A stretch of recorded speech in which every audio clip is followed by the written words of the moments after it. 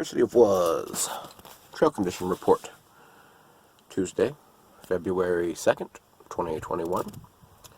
Here I am at the Buddha. I decided to go for a quick walk today to stretch the legs because I'm having a really tough time with this particular illusion. And I needed to get out, so here I am. It's windy today, but not as windy as it's been the last couple days. And there's weather blowing in, so it's likely I'm going to get wet on the way out, but I don't care. I'm here at the Buddha. I'm about to have some coffee and see if I can leave some of these demons out here in the desert.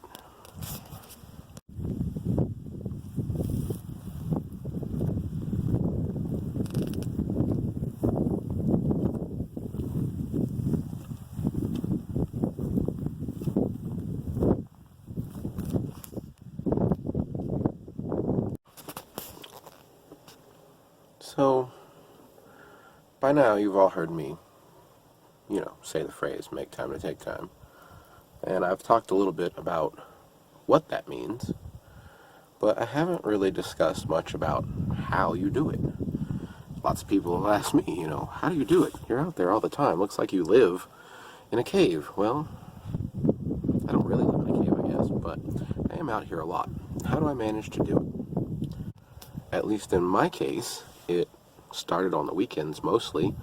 I would wake up early, sort of before the rest of the world, and then I would find myself sitting around till noon, 1 o'clock, when everybody else got up and around and decided they wanted to do stuff, by which time I was already busy doing something else or too tired to go do anything or whatever.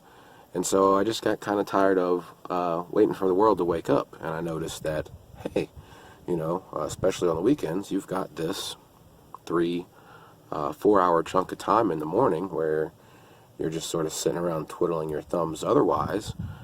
So why don't you make use of that time? Instead of that time being a point of resentment and something that makes you unhappy, I decided to take that time and start going to do something. It ended up being coming out here and doing something that made me happy instead.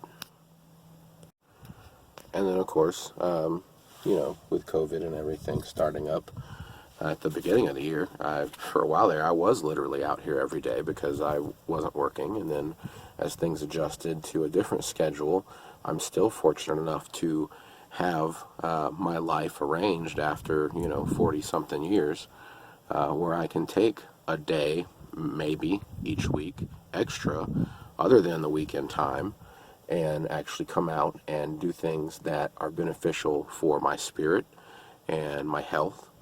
And I can't really explain what a difference it's made in my quality of life, my enjoyment of existence, and hopefully the people around me have seen that reflected in the way that I interact with them as well.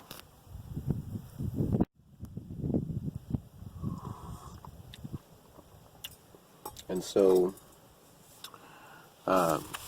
maybe you don't have a canyon. Most people don't. Maybe you don't have a beautiful desert to wander in or some wilderness that's within driving distance of your house. That's fine. You've got to find your own place to go. Maybe it's walking around the neighborhood. Maybe it's right up the street there's a park or something. I don't know your particular situation. And of course, not everybody has, just a day in the middle of the week they can just go do stuff. So maybe it's not a whole day. Maybe it starts as 30 minutes. Finding motivation to get up 30 minutes early and go for a walk. Or taking that 30 minutes on your lunch. It's not something uncommon for people to do. It's just a matter of how and where you decide to invest your time. We've all got the same 24 hours in the day, so it's really just a matter of what you choose to make a priority. Will it be chasing these transient things, these trivial items and tasks in the real world out there? Or will it be reconnecting with something bigger and at the same time getting back to yourself?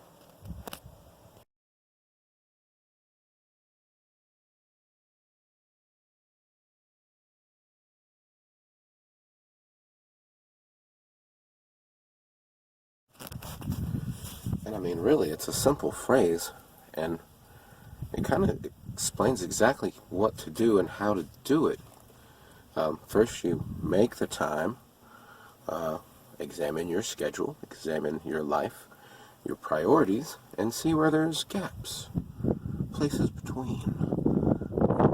Maybe sneak in a little adventure. So that's how you make the time. And then you take the time. I mean, after you make it, it would be a terrible shame to see it go to waste, don't you think? So yes. First you make it, and then you take it.